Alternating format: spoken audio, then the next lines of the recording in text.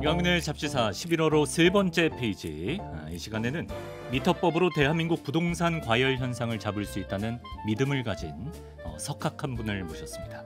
숭실사이버대 환경안전공학과 교수로도 활동하고 계신 곽재식 작가님을 모셨습니다. 어서 오십시오. 안녕하세요, 곽재식입니다. 반갑습니다. 이제 약간 농담처럼 소개를 해주셨습니다만, 전 좀 약간 진심으로 그렇게 저희 생각하고 미터법 있습니다. 특집 때 네. 그런 말씀을 하셨죠. 그렇습니다. 실제로. 네, 대한민국의 집값 못 잡는 거는 평을 쓰기 때문이다. 한 55% 정도 그렇게 생각하고 있어요. 55%는 정말 평을 쓰는데 기인한다. 저는 거의 그렇게 생각하고 있습니다. 그것만 바꿔도 진짜 평을 없애고 제곱미터, 미터법 기준으로 부동산의 넓이를 이야기하는 문화만 우리가 뿌리 있게 정착이 되어도 한결 나아질 거다라고 저는 좀 꽤나 진지하게 생각하고 있습니다. 나름의 근거를 그때 말씀하셨기 때문에 그 영상을 다시 한번 보셔도 좋겠습니다. 예.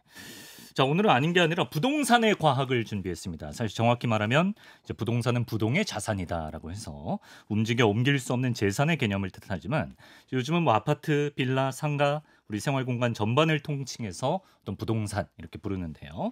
오늘 곽 작가님과 우리의 생활공간, 집과 관련한 어떤 과학 이야기를 풀어보도록 하겠습니다.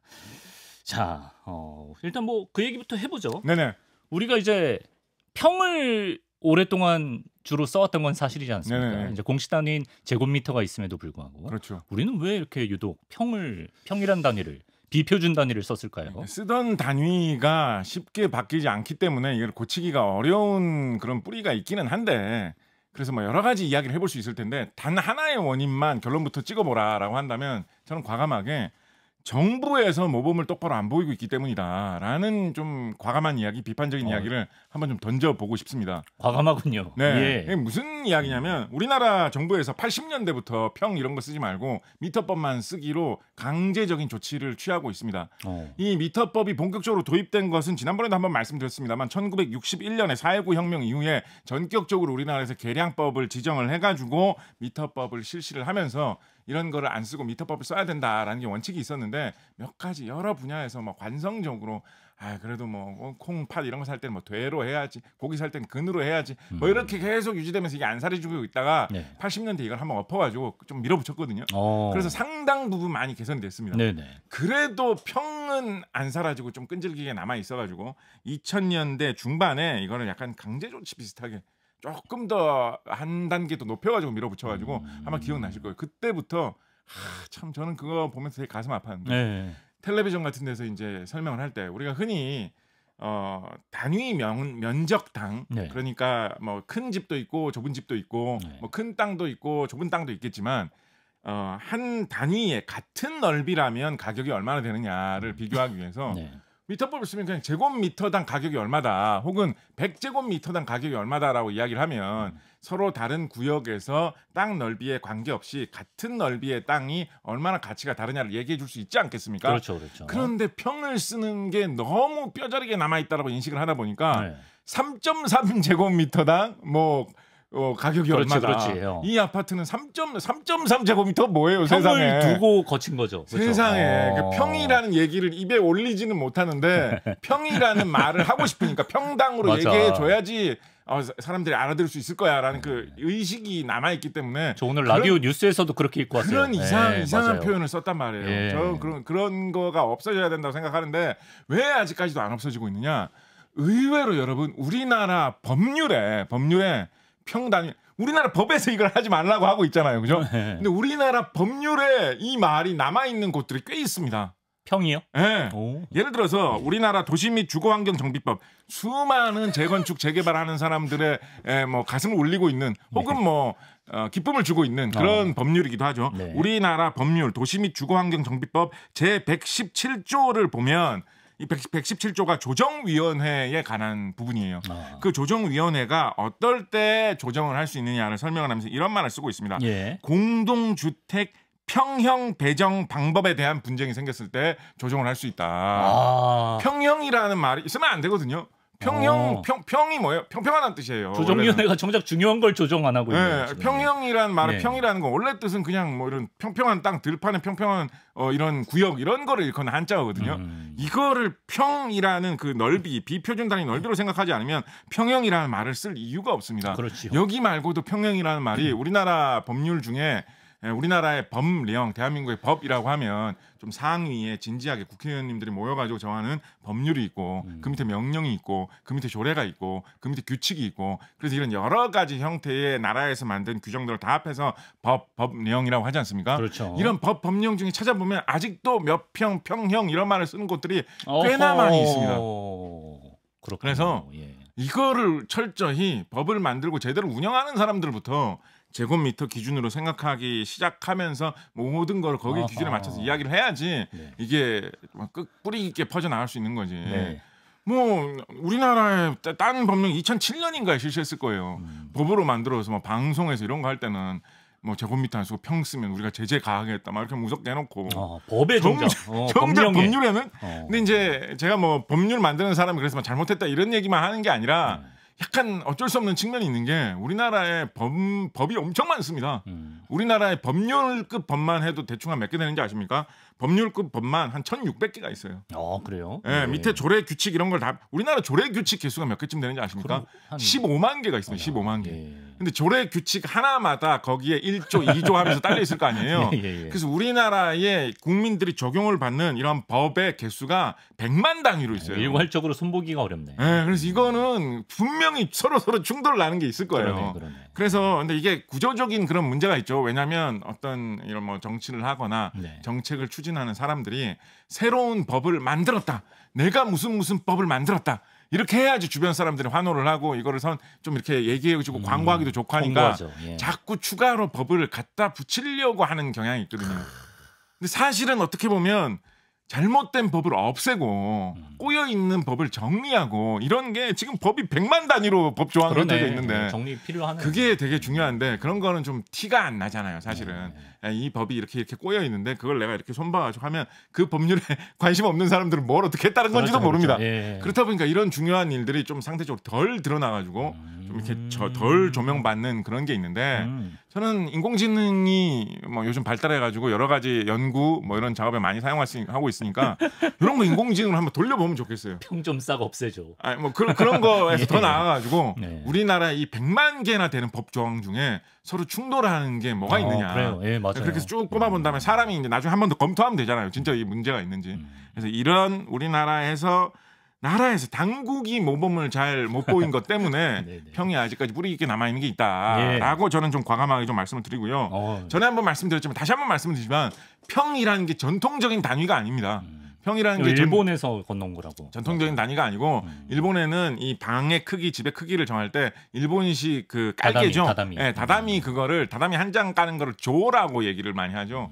한자로는 첩자를 쓰던가 윤동주 시인인가의 시가 있죠. 그렇죠, 육첩방은 남의 나라. 그러니까 이게 육첩방이니까 남의 나라인 거예요. 저 다시 한번 말씀드리지만 우리나라면 미터법으로 얘기할 겁니다. 육첩방이면 두 첩을 니조를 두 첩을 한 평이라고 부르는 겁니다. 일본에서. 그래서 육첩방이면 일본식 단위로 3평이에요. 우리나라 같으면 3평이면 대충 한 10제곱미터쯤 됐겠죠. 그죠? 10제곱미터로 가면 그게 우리나라예요. 10제곱미터 공간에 사셨구나. 화가 났네. 그 좁은 공간에. 대충 뭐 가로세로 한 3m 정도 되는 것보다 조금 더 되는 넓이. 그게 10m짜리 방 6첩방인 거예요. 6첩방이 두 조가 두 첩이 한 평이 일본식 단위거든요.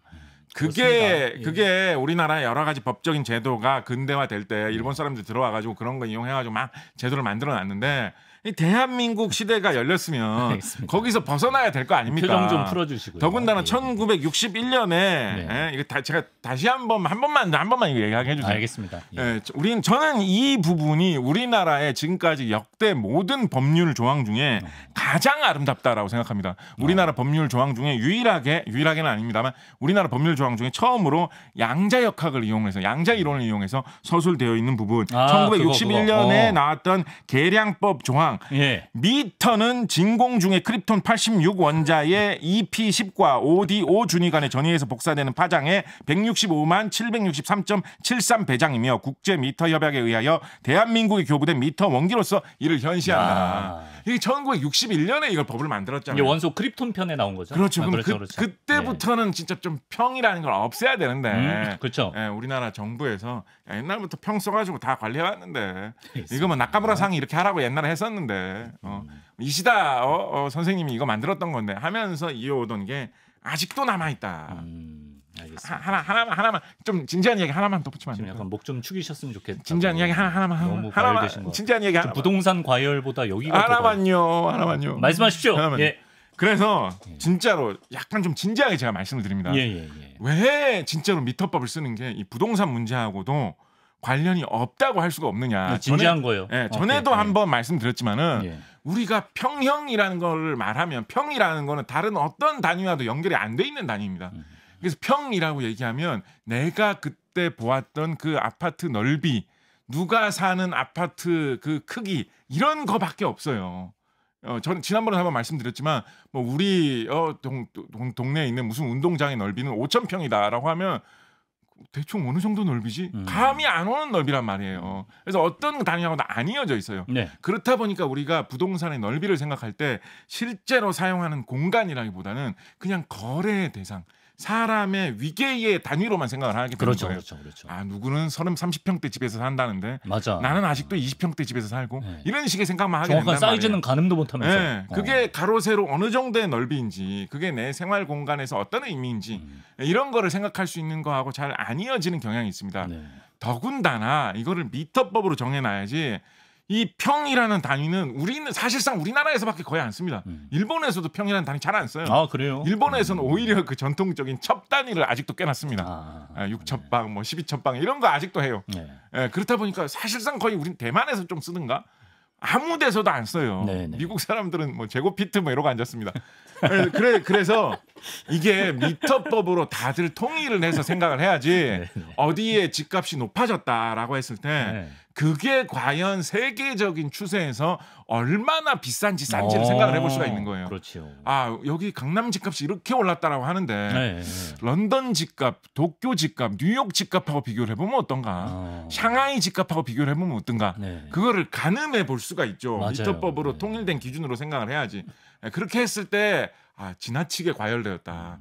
이 정도까지는 뭐 싱가포르 뭐 이런데 땅값 비싼 거, 집값 비싼 거 생각해 보면 아직까지는 오히려 올라갈 여력이 있는 거 아니야? 그렇죠. 객관적인 세계적인 비교를 하기 위해서라도 미터법이라는 게 정책을 의미가 만드는 사람들한테도 도움이 되네. 결코 작지 않다. 특히나 좀 크게 생각을 할 때 이 부지가 전체적으로 얼마 정도의 넓이인데 공장을 어디에 얼마나 짓고 도로를 어디에 얼마나 내고 어디는 무슨 산업이나 기업을 위해서 주고 어디에는 뭐 아파트를 짓는데 그러면 어느 정도 넓이의 아파트를 얼마나 짓는다 이런 거를 계산을 할 때 미터법으로 계산을 해야지 아파트 집 넓이에서부터 도로 폭까지 다 계산할 수 있게 그렇죠. 와닿는단 말이에요. 일반 수요자도 정확한 사이즈가 가늠이 돼야 이렇게 무리하게 대출받지 않고 내가 딱 필요한 수준을 그렇죠. 알 수가 있을 것 같아요. 참 열이 올라가지고 이거 미터법 얘기하면 제가 영혼이 막 타오르는 느낌이 나가지고. 어떡하죠? 그래서 요즘에 정말 아직도 안 끝났어요.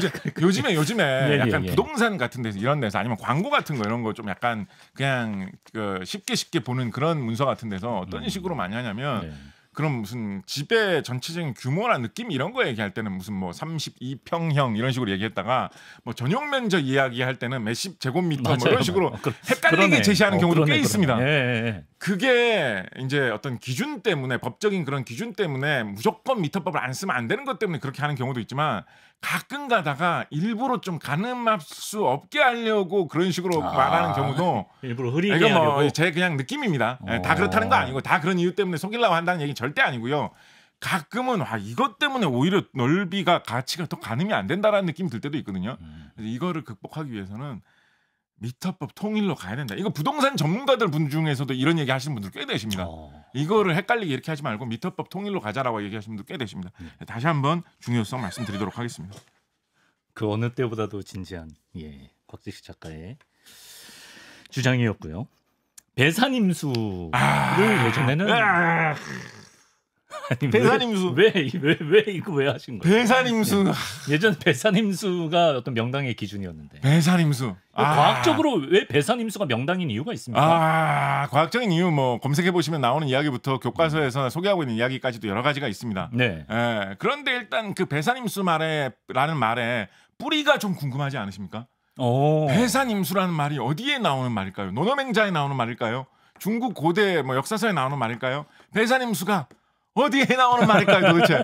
배산임수 입에 너무 많이 달라붙잖아요. 그렇죠. 언제적부터 쓰던 말일까요? 의외로 최근 아니야? 일본에서 들어온 말일까요? 어디 우리나라 옛날에부터 쓰고 있었을까요? 이런 거 여러분 궁금하지 않으십니까? 궁금해요, 배산임수 궁금해요. 누가 개발했을까요? 배산임수를 개발한 사람. 예. 누군가는 그 말을 쓰기 시작해 처음에 그렇죠, 쓰기 시작해서 그렇죠. 유행어로 퍼뜨리지 않았을까요? 네. 의외로 정말 신기한 게 네. 이게 이렇게 한자어로 약간 사자성어 비슷하게 쓰이는 말인데 네. 의외로 중국보다 우리나라에서 더 많이 쓰이는 말입니다. 그래요. 네. 우리나라에서는 조선시대부터는 확실히 많이 쓰였어요. 네. 적어도 조선 중기의 인물이 쓴 악의 유고라고 하는 책이 있습니다.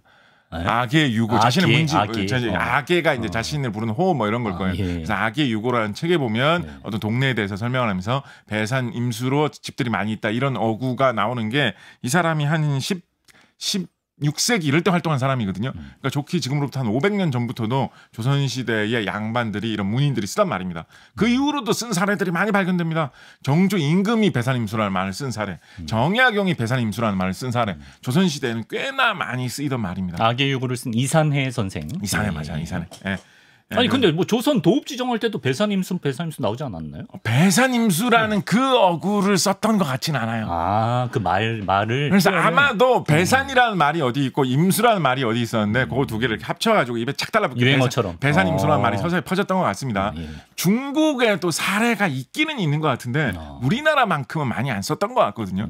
그래서 배산임수는 약간은 뭐 뿌리가 중국에 있을 가능성이 있는데 그렇지만 유명한 뭐 중국 고전 같은 데 나오는 말은 제가 알기로는 아닙니다. 노노맹자나 뭐 사서삼경 이런 데 나오는 말 아닙니다. 그럼 한반도에서 유독 그거를 많이 따졌다는 거예요? 그렇다는 거죠. 희한하게도. 왜죠? 그래서 뭐 사실 모를 일입니다. 뭐 한반도에서 뭐 유행어가 예. 유행어라는 거는 뭐 산이 많아서 지역과 네. 그런 풍토에 따라서 유행에 따라서 뭐 입에 한국어로 말했을 때 입에 좀 잘 달라붙어서 그렇게 퍼졌는지 어쨌는지 알 수는 없지만 중국의 의외로 배산임수라는 말 뜻을 모르는 사람들이 꽤 많이 있습니다. 의외네.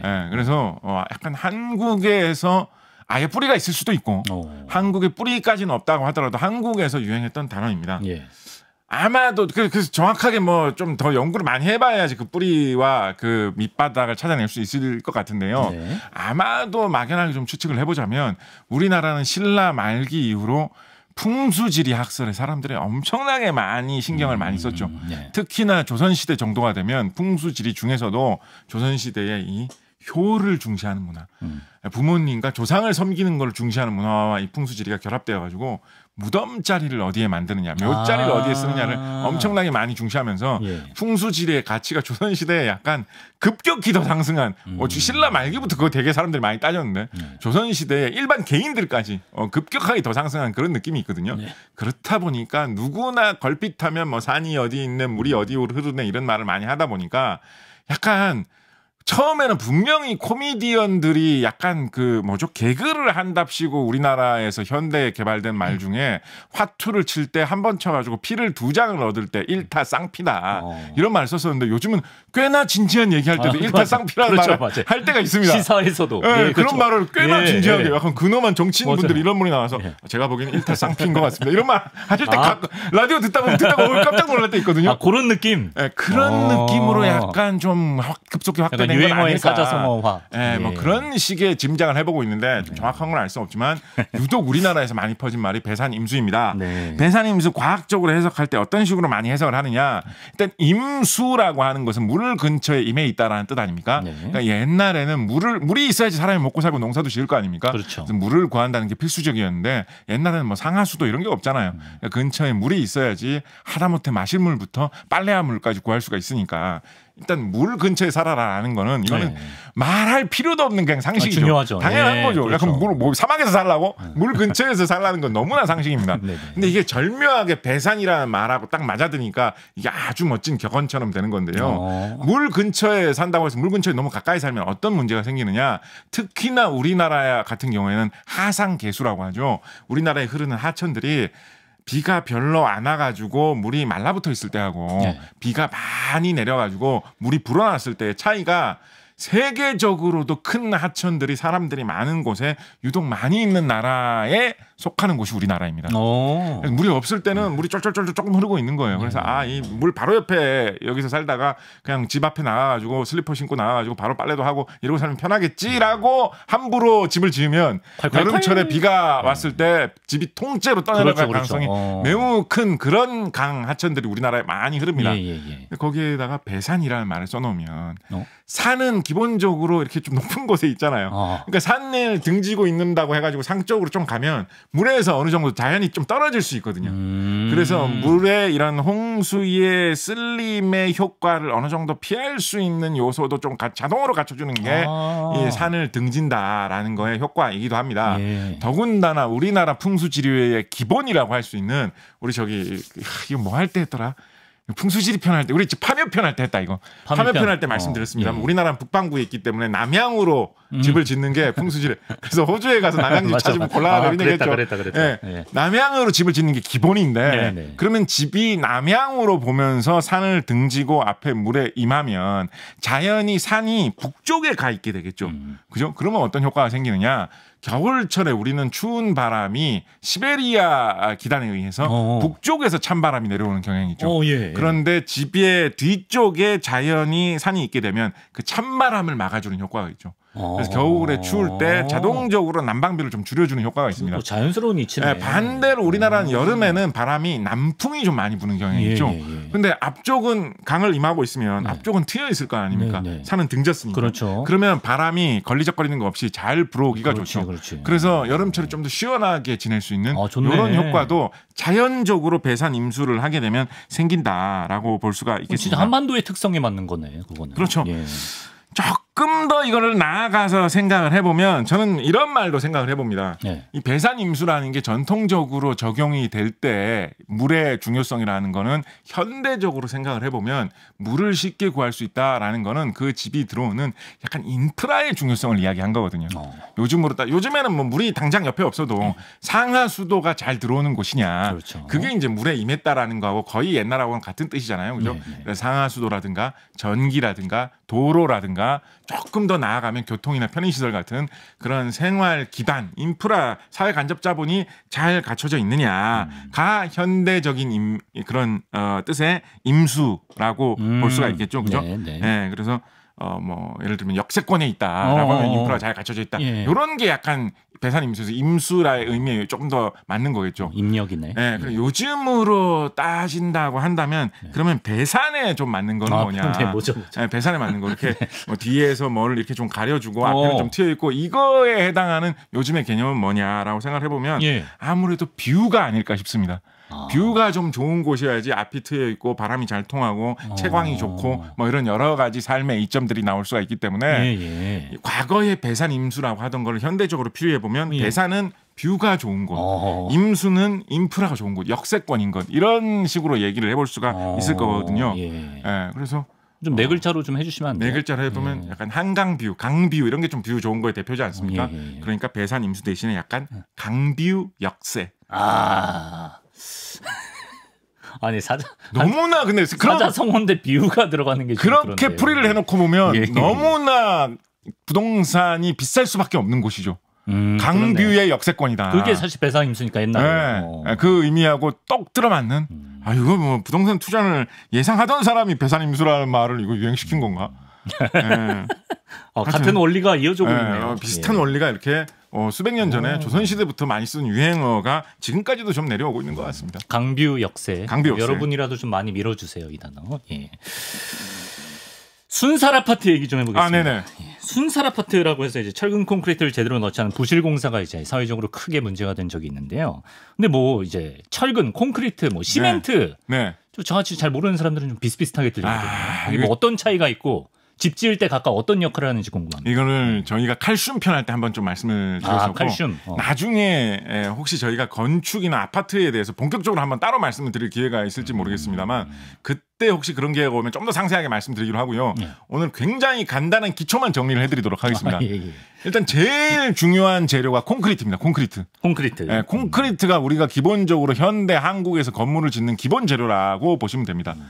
벽돌 집을 지은 것처럼 이렇게 지어진 건물들 우리나라에 요즘에도 꽤 많이 있죠, 그죠? 그런데 요즘에 한국에 있는 건물들은 그런 건물들조차도 좀 오래된 건물 아니면 대부분 벽돌로 짓지도 않습니다. 아, 벽돌 모양이어도 네, 콘크리트로 다 지은 다음에 네. 겉면만 벽돌을 이렇게 붙여놓는 경우가 많습니다. 네. 우리나라의 모든 기본 건물은 현재는 압도적으로 콘크리트 재료가 엄청나게 우리나라에는 많이 쓰이고 있습니다. 네. 이런 나라가 많지만은 않습니다. 아 그래요? 예, 일본만 해도 목조 건물을 많이 짓고 미국, 캐나다 이런 데는 목조 건물을 일반 개인이 사는 집에서는 훨씬 많이 짓죠. 그런데 우리나라는 뭐 개인이 사는 집이건 뭐 빌딩이건 학교건 하여튼 콘크리트로 밀고 가는 네. 우리나라가 되게 콘크리트를 사랑하는 나라가 되었습니다. 그 콘크리트라는 거는 뭐냐? 네. 시멘트를 이용을 해가지고 그 시멘트 반죽 속에 모래나 자갈, 돌 같은 거를 섞어가지고 버무려 놓은 거를 콘크리트라고 합니다.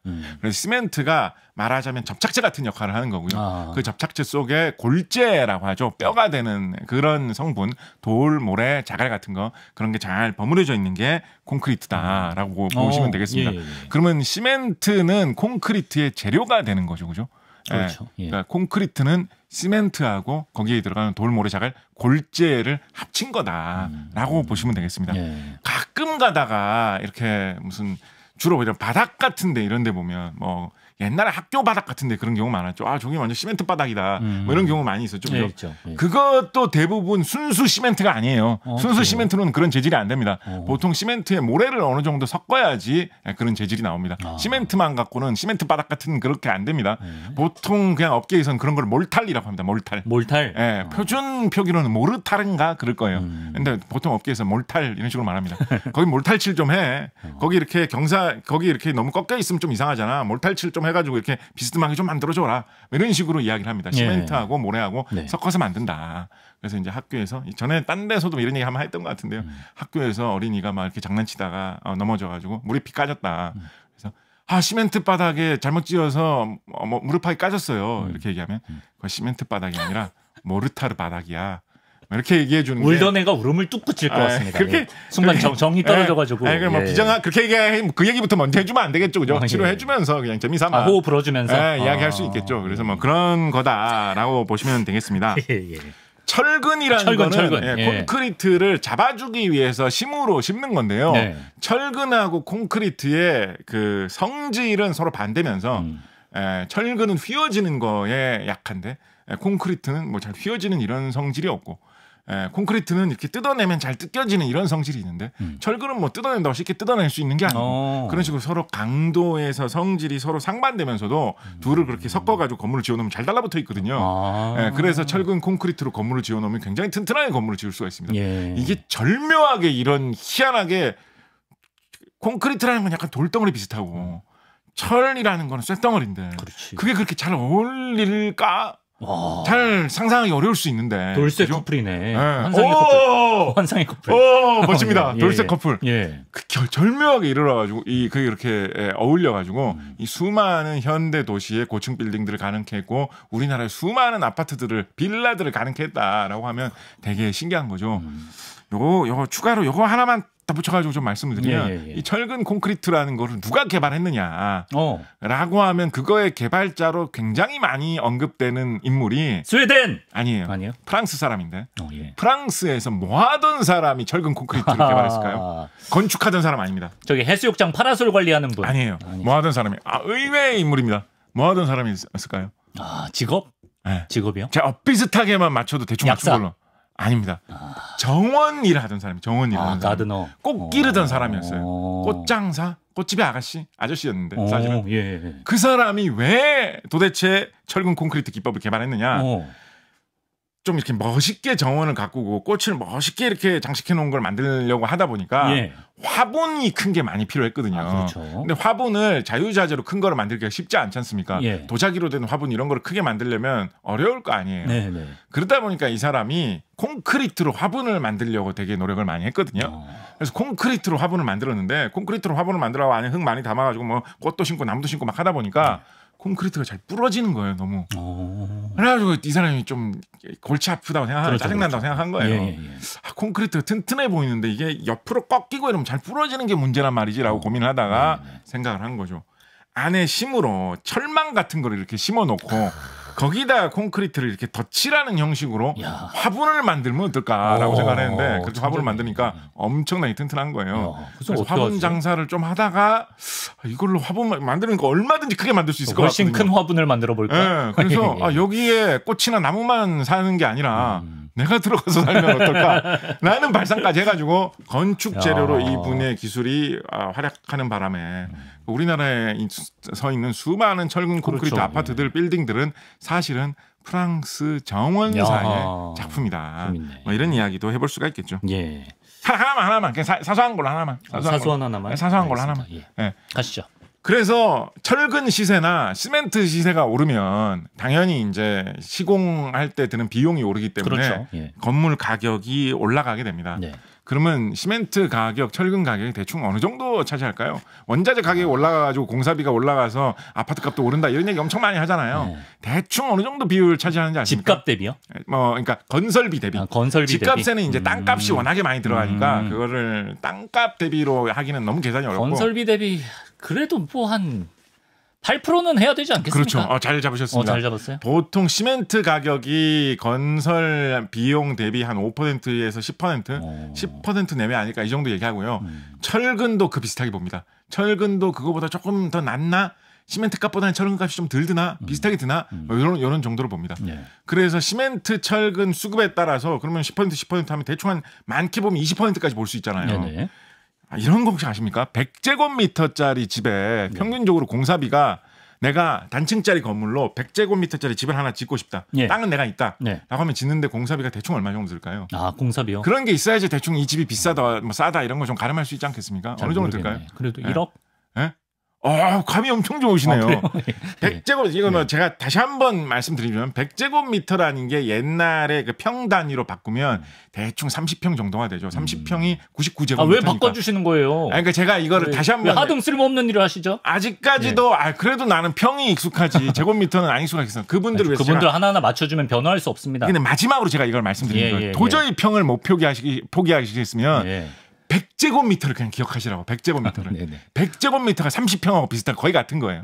100제곱미터를 그냥 100제곱 마음에 새기시면 되는 거예요. 그게 30평. 네. 그게 옛날에 말하던 30평하고 비슷한 거예요. 그 정도의 건물을 짓는데 대충 공사비가 1억 5천만 원에서 2억 정도 든다라고들 많이 이야기를 했습니다. 그런데 요즘 공사비가 많이 올랐다라고 하죠. 그래서 요즘은 2억 쪽으로 많이 왔어요. 2억보다 더 드는 경우도 있고. 네. 당연히 뭐 좋은 재료 사용해가지고 더 멋지게 집을 짓는다라고 하면 공사비 더 많이 올라가겠죠. 들겠죠. 예. 근데 대체 그러니까 불과 한 10년 전만 하더라도 100제곱미터짜리 집이면 1억 5천.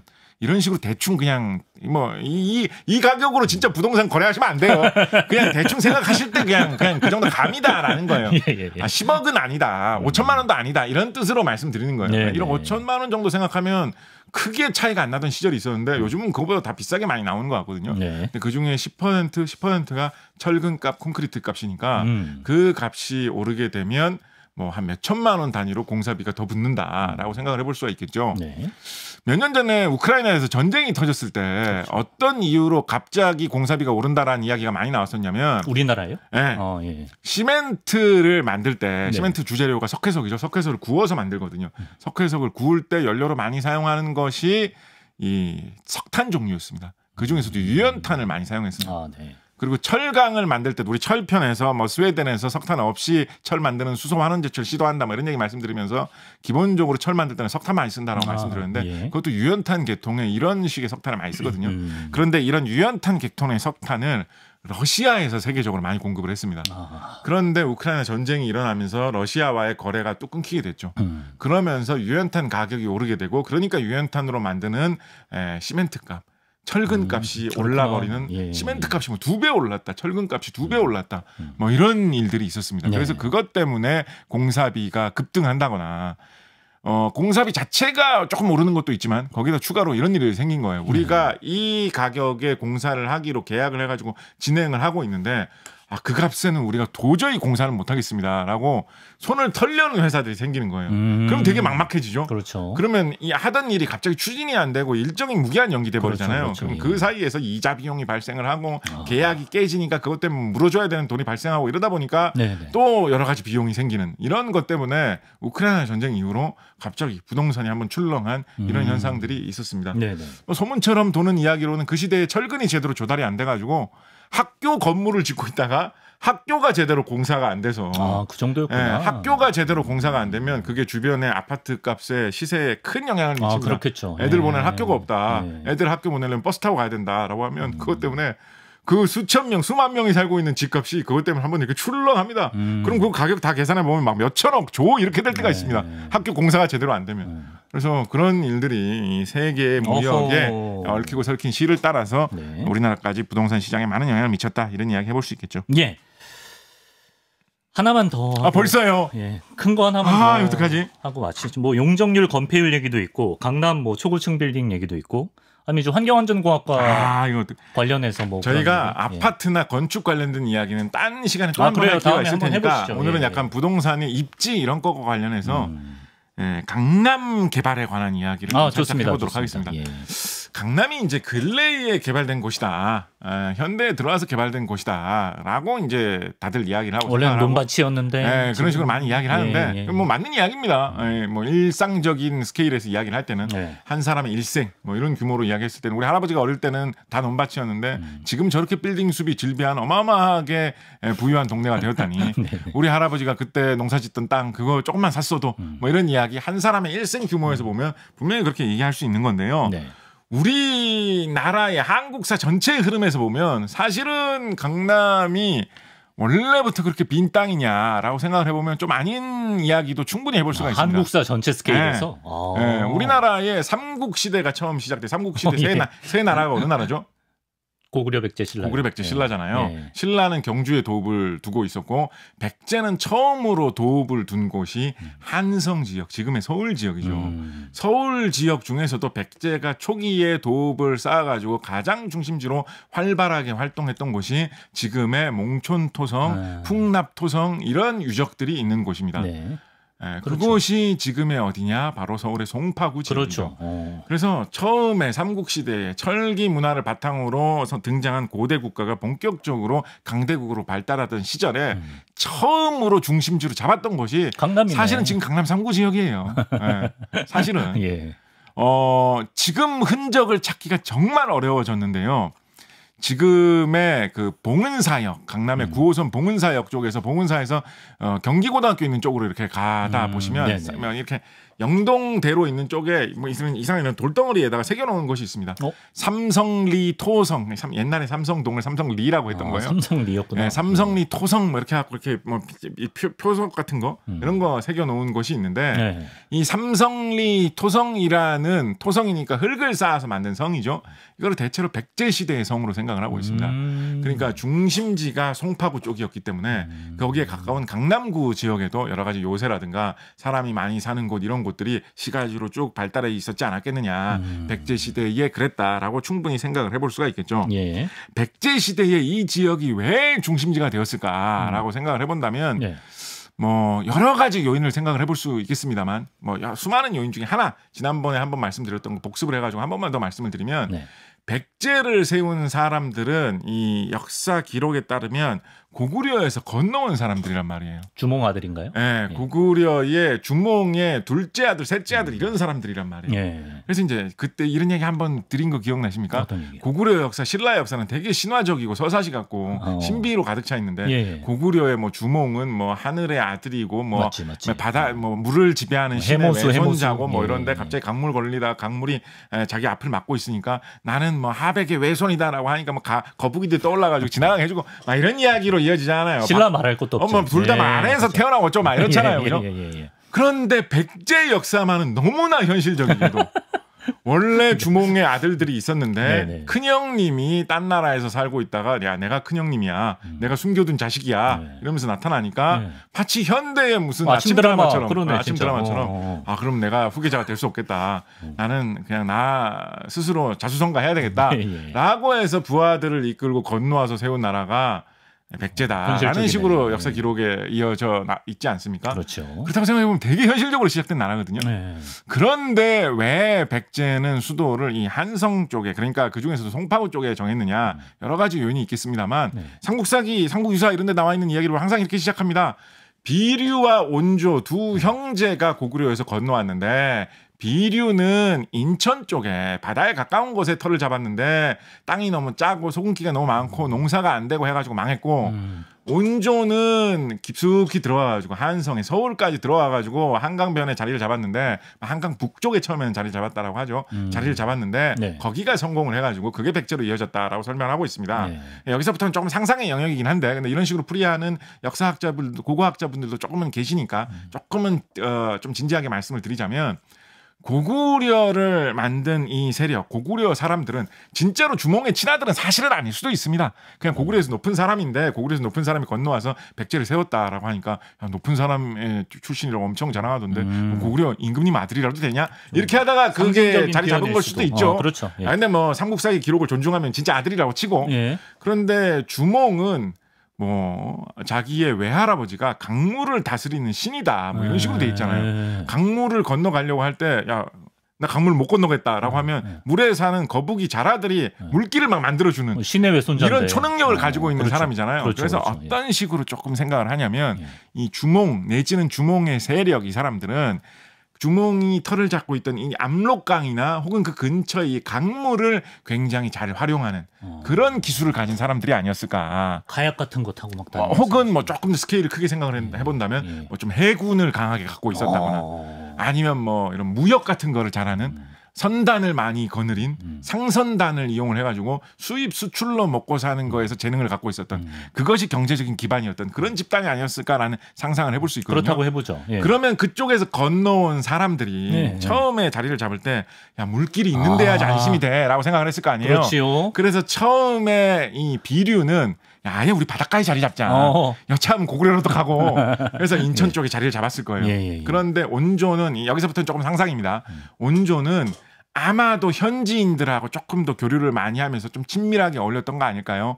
서울에서 예전부터 살고 있던, 강남 3구에서 예전부터 살고 있던 강남 스타일인 어떤, 뭐 예를 들면 뭐 아가씨하고 좀 썸을 탔다든가 그런 식으로 해가지고 예. 현지 사정은 어느 정도 알았던 거죠. 그래서 뭘 알았겠습니까? 우리 그때 이야기했던 거 기억나십니까? 우리 달 이야기할 때 이야기했던 것 같은 이야기 기억나십니까? 달이요? 이게 네. 언제 쪽이야? 예. 한강에서 예. 한강에 뭐 마포, 노량진 이런 게 옛날부터 항구로 발달했대, 영등포 항구로 발달했대, 이런 얘기 많이 하는데, 네, 알죠. 한강물이 이렇게 흘러서 바다로 나가면 네. 한강에서 서쪽으로, 바다 쪽으로 나가는 거는 물길 따라 나가면 쉽게 나갈 수 있겠지만 반대로 바다에서 물고기 잡아가지고 마포나 노량진에서 판매를 하려면 물살을 거슬러 올라와야 되는데, 이거 얼마 전에 박광일 쌤이 알려줬어요. 어떻게 물살을 거슬러 올라가냐? 조수간만의 차를 그렇죠. 그 타이밍에. 예, 그렇죠. 예. 조수간만의 차를 이용을 해서 밀물이 들어올 때 역으로 들어오는 바닷물을 타고 거슬러 올라갈 수가 있단 말이에요.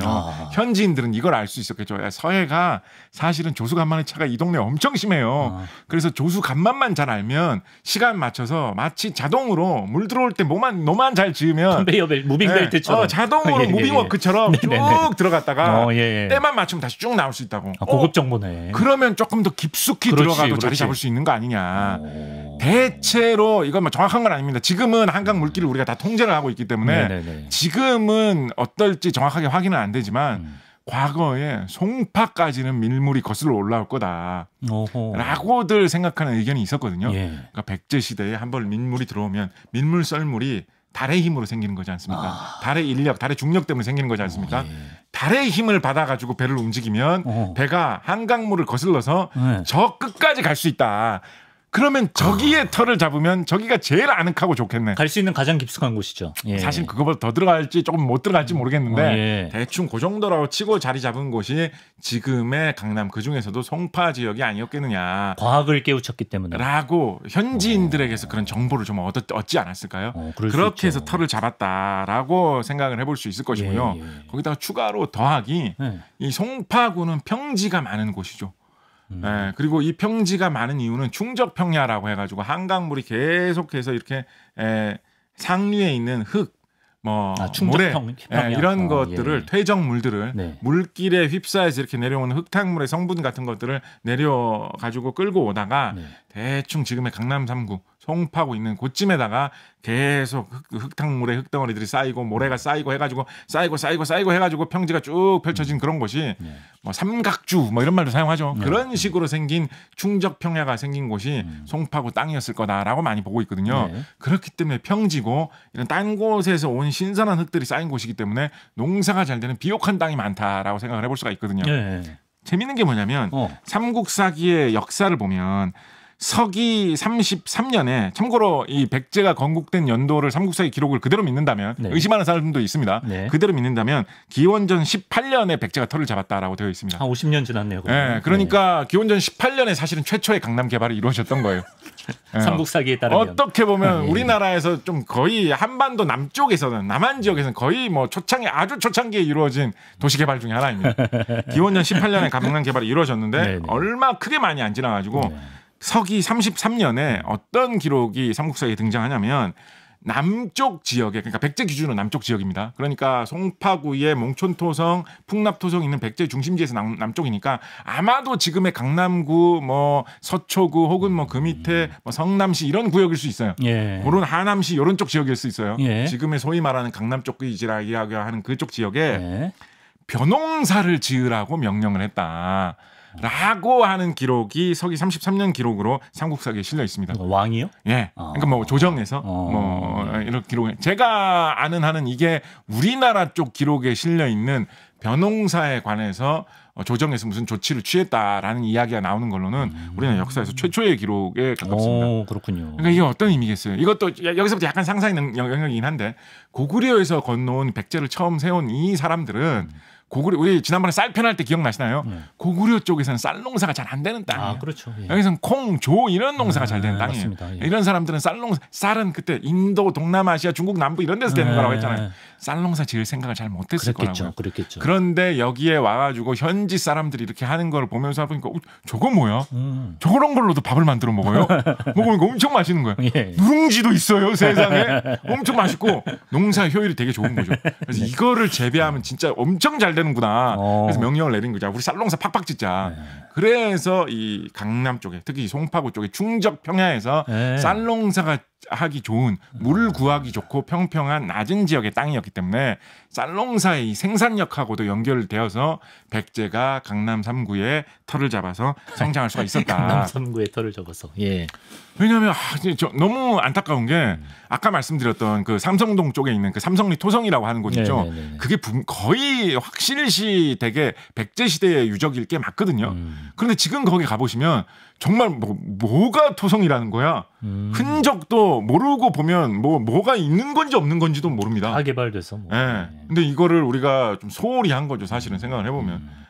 그렇습니다. 잠깐 이게 마무리 짓게 하나만 해주세요. 마무리 해주세요. 하나만. 그런데 백제 시대에 그렇게 많이 번성했었는데 이게 꺾인 다음에 한동안 1980년대가 될 때까지 한동안 이게 개발이 안 됐잖아요. 또 그렇죠. 백제가 한번 꺾인다. 백제는 이거 왜 꺾였습니까? 고구려의 장수왕 때 침입을 받아서 광개토 대왕이 백제의 수도를 한바탕 파괴하고 돌아가고 그 아들인 장수왕도 들어와가지고 파괴하고 아예 임금님을 잡아가지고 백제의 임금님 계로왕 목을 베고 아예 그 지역을 정복해버렸죠. 그래서 고구려에 파괴당한 다음에 그때가 475년입니다. 475년에 강남 전성시대가 1차 전성시대가 한번 끝난 다음에 1980년대까지 1500년 동안 이 지역이 도심지로 개발이 안 됐어요. 그 암흑기가 쭉 이어졌습니다. 그렇다면 강남의 단점은 도대체 뭐가 있었기 때문에 고구려 사람들이 그거 다 파괴하고 차지를 했으면 다시 개발해도 되잖아요. 그렇죠. 고려 시대에도 그 지역을 다시 개발했어도 되잖아요.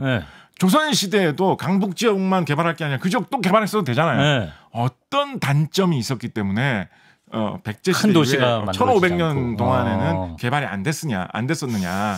이게 백제의 역사에 이 지역에 큰 단점 하나가 명백하게 설명되어 있습니다. 뭐가 적혀 있어요? 이게 말아먹은 임금님이 백제 시대 임금님이 475년에 나라가 망하고 나라가 완전 망한 건 아니지만 도읍이 파괴되고 계로왕한테 서울을 빼앗기고 자신도 목숨을 잃은 그 왕 계로왕이 어떻게 하다 망했느냐. 이거 박광희 선생님 한번 해주셨던가? 고구려에서 도림이라고 하는 바둑을 아, 엄청나게 그쵸. 잘 두는 스님이 썬킴 왔는데 쌤이 줬죠, 썬킴 썬킴 쌤. 선생님이셨구나. 예. 그래서 이제 어떻게 보면 도림이 스파이로우죠. 이분이 이 백제 계로왕이 어떻게 보면 게임에 빠져가지고 패가 망신한 맞아요. 우리나라의 바둑 두면서 계로왕을 속여 먹어가지고 아주 큰 인물인데 근데 택도 없는 이야기를 하면 속겠습니까? 어느 정도 말이 될 만한 이야기를 하니까 속죠. 뭐라고 했을까요? 그래서 여러 가지 속일 만한 이야기를 합니다. 예를 들어서 임금님 궁궐이 너무 초라해 보입니다. 궁궐을 크게 지으십시오. 궁궐 고구려는 이거보다 더 멋있는 궁궐이 있어요? 뭐 그런 식으로 얘기하잖아요. 고구려에서 온 사람이라고 하니까 제가 고구려 임금님하고도 바둑 한 판 둔 적이 있는데 고구려 임금님 쓰시는 화장실이 이거보다 좋다고 이런 식으로 이야기하면 뭐라고요? 야, 그때 발끈하죠. 고구려하고 한창 라이벌 관계였기 때문에 뭐라고요? 라고 생각하면서 바로 건설 들어가죠. 국력을 동원해가지고 돈을 팍팍 써가지고 궁궐 지어라 이렇게 하면서 나라의 국력을 낭비하게 만들었다. 그래서 나라가 허약해지게 도림이 유도했다라는 이야기를 하고 있는데 그 궁궐 크게 지으라고 하는 이야기 다음에 정말로 계로왕의 뼈를 후벼 파는 이야기를 하나를 합니다. 뭐라고 이야기를 하느냐. 지금 임금님의 권위가 이렇게 높고 나라가 이렇게 발전해 있는데 나라가 여름철만 되면 홍수가 나가지고 백성들의 집이 물에 잠겨가지고 망했다 왜 나라 이렇게 저주를 받았냐 천재지변 때문에 하늘이 날 버린 것 같다 이렇게 하는 사람들이 너무 많다. 수혜에 취약하구나. 그럴 수밖에 없죠. 충적평야라고 말씀드렸잖아요. 그것까지 알고 있었네요. 물가에 이렇게 평평하게 낮은 지대에 퍼져 있는 땅이기 때문에 벼농사를 짓기 좋다라는 거는 큰 장점이지만 배산 임수할 만한 그런 산이 송파구에 좀 잘 없지 않습니까? 약간. 그렇죠. 그래서 수혜에 취약하다는 게 큰 단점이었거든요. 사실 지금도 그 일대가 여름철에 도림이 이거를 아주 뼈를 후벼 파듯이 지적을 했습니다. 그러면서 이거는 임금님의 권위를 위해서 도시의 미래를 위해서 백성들의 안전을 위해서 무제한의 돈을 투입을 해가지고 물이 들어올 수 없는 뚝을 쌓아야 된다고 제안을 했어요. 나름 건설적인 제안. 솔깃하잖아요. 그렇죠. 안 그래도 막 궁궐 짓는다고 욕도 많이 들었을 텐데. 이건 진짜 충원 같아요. 이거는 그럴듯하잖아요. 말 되는 것 같은데. 이 공사를 너무 무리하게 추진을 하다가 그것 때문에 국력이 쇠약해서 말아먹었다라는 식으로 삼국사기에는 나와 있습니다. 그래서 이게 지금도 강남 지역에 뭐 비가 너무 많이 오면 배수가 안 돼서 물에 잠긴다 이런 얘기 많이 있지 않습니까? 그렇죠. 고질적으로 한강물 쪽에 그런 비가 오면 물이 많이 올 수밖에 없는 저지대 지역이 강남 3구의 취약점이었습니다. 그랬기 때문에 1500년 동안 이거를 개발할 수가 없었던 겁니다. 그런데 1500년이 지나서 1980년대가 되니까 1960년대부터 영동 이거 저기 뭐 박광일 선생님이 이야기해 주셔서 재밌을 것 같은데 처음에 강남 개발할 때는 강남이라는 말을 안 쓰고 영동 개발이라는 말을 많이 했습니다. 영등포의 동쪽이라고 해가지고 왜냐하면 그 시대에는 한강 남쪽에서 제일 발달된 지역이 영등포였기 때문에 그냥 무심코 강남이라고 하면 사람들이 영등포를 떠올리는 사람들이 꽤 많이 있었습니다. 그래서 그냥 강남이라고 하면 헷갈릴까봐 영동이라는 말을 많이 썼거든요. 썬킴 아파트의 역사 보세요. 그렇죠. 그래서 영동 지역을 1980년대 강남 지역을 다시 이번에는 마음 놓고 개발할 수 있게 된 계기가 발달된 현대의 과학기술로 한강에 수많은 댐들을 건설할 수 있게 되었죠. 이제는. 그렇죠. 도림은 그걸 건설하다 망했지만 지금 우리는 콘크리트 뭐 이런 계로왕은 망했지만 자유자적 계로왕은 도림에게 속아가지고 그거 하다 망했지만 지금 우리에게는 콘크리트부터 시작해서 뭐 사력댐이니 뭐 다양한 방식으로 댐을 지어가지고 정말로 물을 막아놓을 수 있는 방법이 개발이 되었죠. 그렇게 하다 보니까 그걸로 홍수가 날 수 있는 수위 조절을 최소한으로 할 수가 있게 됐다. 그것 때문에 강남 개발이 시도됐다. 김시덕 박사님 이런 분들은 조금 더 극적으로 말해가지고 소양강 댐이 완공이 되었기 때문에 그로 인해서 강남 개발될 수 있었다라고도 이야기를 하십니다. 소양강 댐이 엄청 큰 대표적인 한강 지역에 있는 댐이잖아요. 그래서 그거하고 연관이 되었다. 맥이 같네요. 라고 이야기를 해볼 수가 있겠습니다. 끝나기 전에 하나만 사소한 거 하나만 이어지는 이야기 하나만 그냥 마무리로 하나만 마무리로. 여기 이어지는 이야기 하나만. 제가 뭐 환경 2분 이야기 안쪽, 2분 안쪽. 뭐 이런 거 안 했잖아요. 2분 안쪽. 2분 안쪽. 이런 거 안 했잖아요. 2분 안쪽. 환경 이런 거 안 하십시오. 2분 안쪽으로 하나만. 이게 재밌는 이야기인데. 이거 참 재밌는 이야기인데. 그러면 한강의 위에서는 그렇게 댐을 쌓아가지고 물을 막고 옆으로 넘치는 물도 좀 막아야 될 거 아닙니까? 네. 그죠? 그래서 한강의 양쪽 옆쪽으로 고수부지 같은 것도 만들고 예. 공원도 만들고 올림픽대로 강변북로 이런 것도 만들어가지고 한강 옆쪽에 이렇게 똑같은 둔치, 언덕 둔치. 같은 둔치 같은 이런 육지가 있는 지역을 인공적으로 많이 만들었죠. 네. 그죠? 네, 그렇죠. 그렇게 하려면 막대한 양의 흙, 돌, 자갈, 모래 이런 것들 필요하지 않겠습니까? 어디서 가져와 그거? 그걸 다 어디서 구했겠습니까? 한강 바닥을 파가지고 구한 것들이 꽤나 많이 있습니다. 일단 그것도 많이 썼습니다. 근데 그걸로 좀 부족하겠죠. 그리고 그게 현대 콘크리트 건물 지을 때는 그게 다 골재로서 콘크리트의 재료잖아요. 그래서 골재를 파면 돌이나 모래 같은 게 야, 흙 파봐라 돌이 나오나라고 이야기하지만 사실은 양질의 모래 흙은 다 건축 재료이기 때문에 다 돈 받고 팔 수 있는 비싼 재료거든요. 그래서 그런 거를 그렇게 쉽게 많이 구할 수가 없습니다. 그래서 이 한강의 양쪽 옆면을 개발을 할 때 어떤 재료를 많이 사용했느냐? 뭐죠? 지금은 사용되지 않고 있는데 60년대, 70년대, 80년대 이 지역에 한창 이런 시설들을 만들어야 될 때 서울 시민들이 굉장히 많이 사용하고 버리는 물건 중에 지금은 이걸 안 써요. 그 시대에만 썼던 거예요. 절묘하게 기가 막히게. 한강 지금 이거를 막아야지 한강을 유지를 해가지고 강남을 개발할 수 있을 것 같은데 재료가 없어 어떡하지? 그런데 서울 시민들이 막대한 양으로 쓰고 버리는 것 중에 지금은 안 나오지만 그 시대에는 많이 나오는 걸로 모래나 흙이나 자갈처럼 쓸 수 있는 게 모래나 흙이나 자갈처럼 쓸 수 있는 게 60년대, 70년대, 80년대 있었습니다. 그게 뭐가 있을까요? 알루미늄? 엄청나게 많이 나오는 재료였어요. 모르겠는데. 지금은 거의 안 나와요. 뭘까요? 바로 있어? 연탄재였습니다. 연탄재. 지금은 난방을 석유나 가스로 많이 하니까 뭐 재 같은 게 별로 안 나오죠, 그죠? 그런데 80년대까지만 해도 정선군 이런 데서 발간한 자료를 보면 80년대까지 88년 이럴 때만 해도 한국인의 77%가 연탄으로 다 난방을 했다라고 이야기를 하고 있거든요. 연탄재를 고수부지. 그래서 천만 시민들이 겨울철이 되면 매일 한두 장씩 연탄재를 내놓는 겁니다. 얼마나 어마어마한 양의 연탄재가 나오겠습니까? 그죠? 그렇죠. 연탄재를 잘게 빻아가지고 모래나 흙하고 섞으면 신기하다. 그런 골재로 사용될 수가 있거든요. 그래서 서울신문에서 나왔던 서울 600년 만상이라는 연재물 자료를 보면 한강공원은 만들 때 총 400만 세제곱미터의 골재가 사용이 됐는데 흙, 모래, 자갈 이런 게 400만 세제곱미터가 사용이 됐는데 부피. 그 중에 108만 세제곱미터가 연탄재였다라고 이야기를 하고 있습니다. 진짜. 그래서 한강공원이라든가 진짜 신기하다. 올림픽대로나 강변북로 이런 것들을 지나고 있는 그 수많은 지역 이런 지역들의 상당 부분 바닥에 깔려 있는 게 서울 시민들이 사용했던 연탄재입니다. 연탄재 함부로 차지 마라. 제가 그 이야기를 하려고 했어요. 안도현의 시 그 있지 않습니까? 연탄재 함부로 차지 마라. 너는 누구에게 연탄재 함부로 발로 차지 마라. 너는 누구에게 한 번이라도 뜨거운 사람이었느냐 이런 시가 있죠. 이렇게 바꿔볼 수 있습니다. 연탄재 함부로 발로 차지 마라. 너는 올림픽 대로를 떠받쳐 보았느냐. 이렇게 얘기할 수 있습니다. 더 위대해 보이네요. 이런 게 어떻게 제가 이제 전공이 환경입니다만 스스로 만족한다. 이런 게 제가 전공이 환경이지만 진짜 재활용이 가지고 있는 이 놀라운 힘입니다. 이런 게. 그러네 진짜. 쓰레기의 재활용이 있었기 때문에 한강도 강남 3구의 개발도 올림픽대로도 강변북로도 한강공원도 모든 게 가능했다라는 이야기를 마지막으로 한번 들어보겠습니다. 재활용으로 또 건축할 수 있는 방법들이 앞으로 더 많이 나왔으면 좋겠습니다.